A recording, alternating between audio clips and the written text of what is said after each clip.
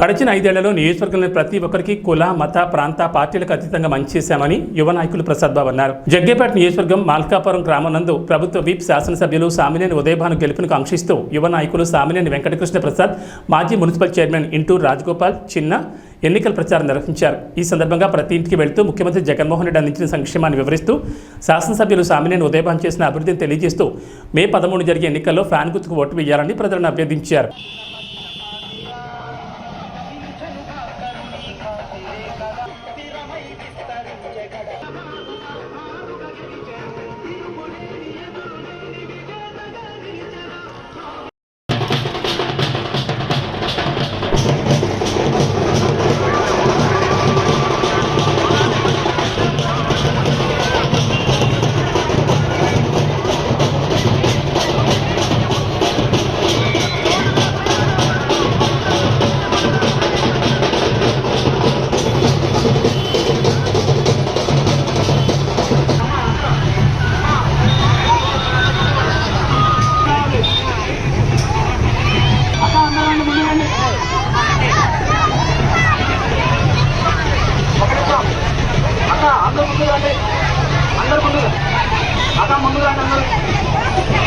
అందరూ ముందుకు రావాలి.